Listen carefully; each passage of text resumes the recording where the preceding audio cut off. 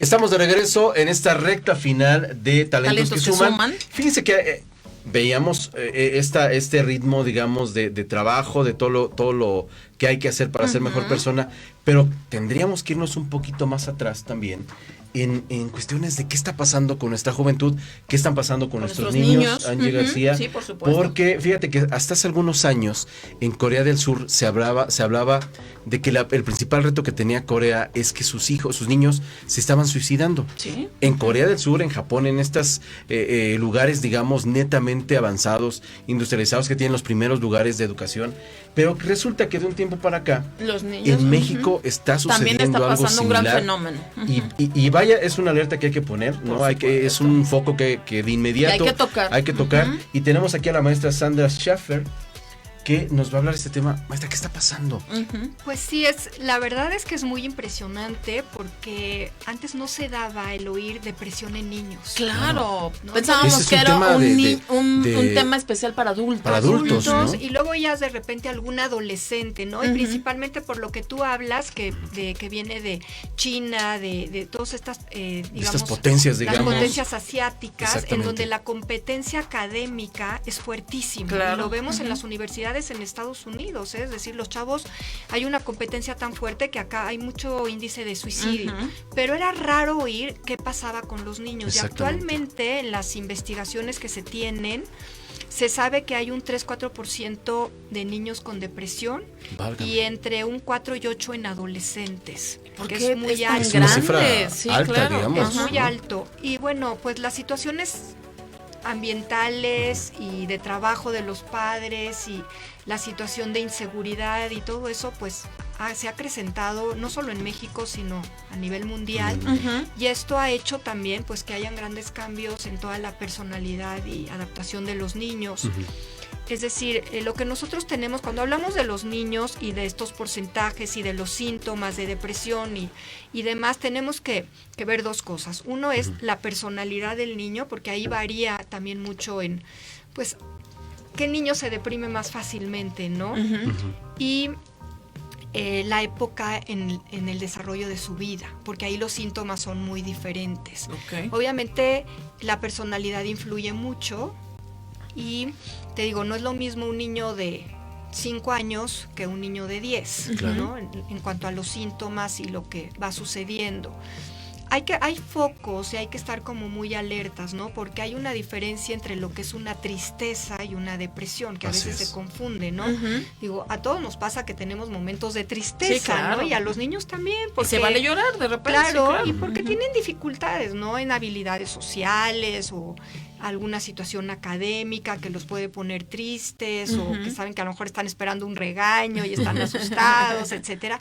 Pero eso no es la depresión. La tristeza es una emoción que se adapta, ¿no? La gente lo puede adaptar, es fácilmente adaptativa. Pero la depresión es un trastorno ya muy diferente que tiene implicaciones mucho más fuertes, ¿no? Y ahí tendríamos que ver en un niño pequeño, generalmente lo vemos como una irritabilidad. No lo vemos está de malas, que está enojado, que siempre está de malas, que no quiera jugar. Exacto, a veces un poco de fobia para ir al colegio por algunas situaciones determinantes, baja concentración. Porque tú también lo ves en el adulto, ¿no? Cuando estás así como con cierta depresión o ansiedad, pues no estás concentrado. Claro. No puedes estar en donde debes de estar. Y problemas de sueño, eso nos pasa a todos, pues a los niños también tienen problemas para conciliar o para permanecer dormidos, problemas en la alimentación. Generalmente comen menos, pero también puede suceder que coman más. Que se vayan al otro extremo. Exacto. Y todo eso, cuando lo vemos por un periodo determinado, porque no lo podemos, pues el niño lleva así 2 días, seguro está deprimido, no. ¿Cuánto es el periodo que debemos Más o menos el periodo que se ha establecido es 2 semanas continuas y con varios periodos durante el día. Es decir, no es como lo vi en la mañana triste pero todo el día estuvo contento. No, sino como que permanece esta situación constante, casi digamos, la forma en la que todo está el día, ¿no? Y vamos viendo esos síntomas. También algo importante es que se puede confundir con otros trastornos. Entonces ahí hay que tener mucho cuidado. Claro. Porque a la hora que se hace un diagnóstico, por ejemplo, se pueden confundir con ansiedad, con un déficit de atención, con un problema conductual. Sí, TDAH. ¿no? Exacto, entonces tiene que ser como muy claro el diagnóstico que se haga. Y también porque cuando hay problemas, por ejemplo, de tipo psicológico, se puede dar una comorbilidad con esto.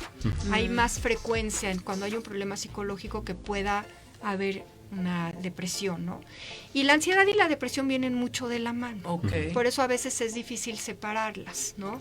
Porque empiezas con cierta ansiedad, te vas dando cuenta que estás ansioso, etcétera, etcétera, empiezas a deprimirte y se va haciendo como un círculo, ¿no? En los adolescentes a veces es más fácil darse cuenta de lo que pasa porque empiezan a aislarse, empiezan a juntarse con niños o bueno, adolescentes con los que no se llevaban antes y que generalmente están involucrados en situaciones de riesgo. Por ejemplo, los vemos entrar en situaciones de alcohol, de drogas, porque están muy vulnerables. Así es. Claro. Y los ves como muy solitarios, ¿no? Ellos sí los puedes ver de repente como llorando o con muchos pensamientos suicidas. En el niño no vemos, en el niño pequeño generalmente esos pensamientos es raro. Por lo menos que te los comenten, no. Es muy difícil comentar esto, pero el adolescente, si tú tienes una buena comunicación con el que la comunicación es básica. Si yo les recomendara algo a los papás es, de veras, desde pequeños, traten de que sus hijos les hablen de sus emociones, de sus pensamientos, comuníquense, no los juzguen, no los critiquen. ¿Cómo hacer efectivamente? Exactamente. ¿Cómo y vaya que siempre lo hemos dicho a veces, muy difícil, que no hay como un manual. Cuando nace el bebé, siempre no buscábamos el instructivo de cómo va a operar, en qué momento se va a comer. Cómo efectivamente empezar a generar esta comunicación, qué decirle a los niños, de qué hay que hablar con ellos precisamente para ir fortaleciendo ese nivel de comunicación y entender también y entender efectivamente si hay alguna anomalía, si todo va normal, y también que no entremos los papás en pánico de, es que hoy no habló, se me hace... Vamos con el doctor Google, se me hace que tiene depresión, y no caer en estos excesos que hoy pareciera que es medio raro también entre los papás, ¿no? Claro, y como dices, ahora como te puedes meter a Google ahora sí que a buscar todo, también eso complica, ¿no? Porque a veces leemos cosas y las interpretamos. Somos los mismos doctores de nuestros hijos. Sí. Yo lo que yo siempre les digo a los padres es que la comunicación tiene que ser asertiva y tiene que ser abierta. Y que si queremos que nuestros hijos nos puedan comunicar sus emociones, nosotros tenemos que comunicarles las nuestras. Claro. Es una forma de abrirte. Es decir, si tú te sientas a comer y empiezas con preguntas, el niño te va a contestar contestaciones cerradas, ¿sí o no? No, gracias. ¿Cómo te fue en la escuela? Bien. ¿Qué hiciste? Jugué. Sí. ¿Pero la pasaste bien? Sí. Pero no queremos eso, ¿no? Pero el monosílabo no es una comunicación. Pero por el otro lado tú estás fomentando eso, porque no es lo mismo que tú te sientes y que le digas cómo fue tu día. Primero empezar a hablar de ti, cómo fue tu día y cómo te sentiste. Y entonces empiezas a abrir. Cambia mucho el concepto. Tú vayas poniendo las reglas, digamos, empiezas de la a abrir como esa comunicación. Ay, fíjate que hoy en mi trabajo me sentí triste porque me pasó esto y esto, o estuve feliz porque aceptaron mi proyecto. Exacto. Angie no me dejaba hablar. Felipe de plano no me cerró la puerta. Y entonces, ¿qué pasa? El niño inmediatamente empieza a imitarte. A mí también me pasó, ¿no? Pues a mí también. Fíjate que en el recreo hoy me peleé con un amigo. ¿Y cómo te sentiste? No, pues no me sentí bien. Y entonces el niño empieza a identificar sus emociones y a poderlas abrir.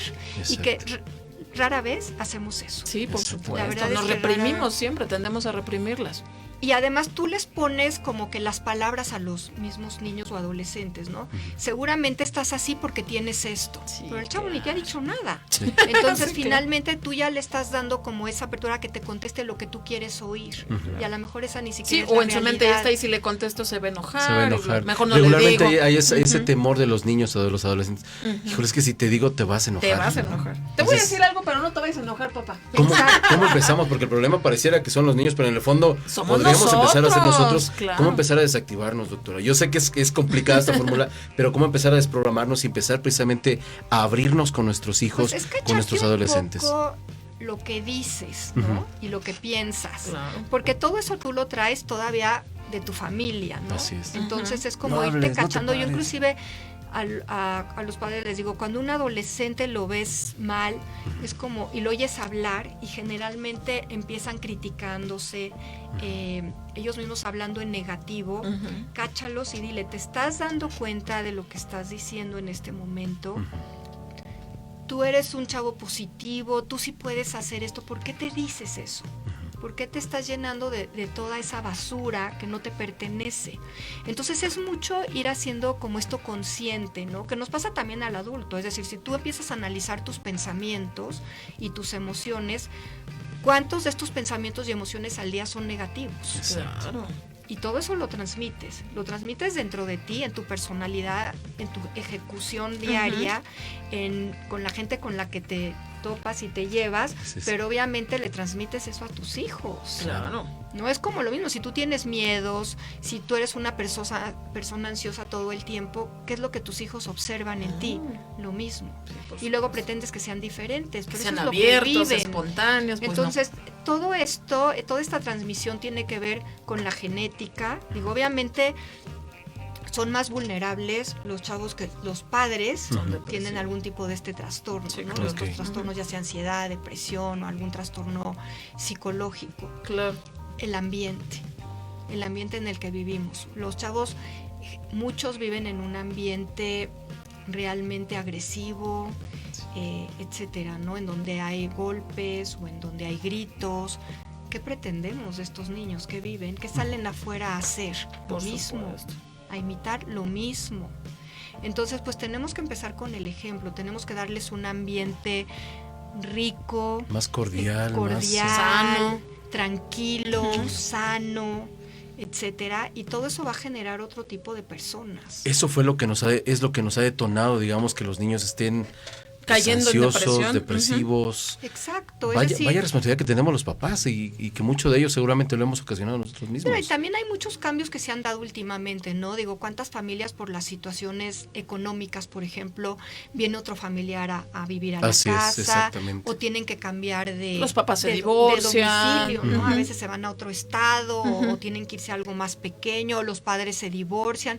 ¿Y cuántas veces hablan con tus hijos de esto? Sí, claro. Es como que lo esconden, ¿no? Nos vamos a ir porque nos tenemos que ir, ¿no? Pero como ¿por qué? Es que él lo entiende, claro. Todos entienden, todos hay niveles. Entienden a su edad, pero lo entienden. Exacto, hay niveles, no le vas a decir a un niño de 5 años, no le vas a hablar igual que a un chavo de 12, pero te entiende perfecto, nos tenemos que cambiar por esta situación, van a haber este tipo de cambios, vino la abuelita a vivir a la casa por esta y esta razón, pero muchas veces no lo hablamos y se da como por obvio de que, pues el niño seguramente ya sabe, pero el niño no sabe. No, pero entonces, se siente excluido de la situación. Se siente excluido, ¿no? Y además en su imaginación empieza a reinventarse cosas. Exactamente. ¿No? Porque tú cuando no sabes algo, ¿qué empiezas a hacer? Pues empiezas a explicarte la historia. Bueno, a mí se me hace que vino la abuelita porque algo, y pues por mí, viene por mí, porque ahora yo soy el mal, claro. O mis papás se divorciaron, pero se divorciaron por mi culpa, porque el otro día yo causé un pleito y entonces empezaron a gritar. Empieza a generar una y entonces empiezan a inventar una historia que ni existe, ¿no? Claro. Y entonces empiezan con los periodos de ansiedad, pueden caer en una depresión, etcétera, ¿no? Una primer fórmula que nos llevemos de tarea para la casa doctora sea platicar con los niños. Abrir el canal de comunicación. Pensando que estemos, digamos, en esta normalidad y si detectamos algo, acudir a un especialista, que sería un poco es decir, si norma, ven ¿no? que hay ciertos síntomas como estos focos rojos, ¿no?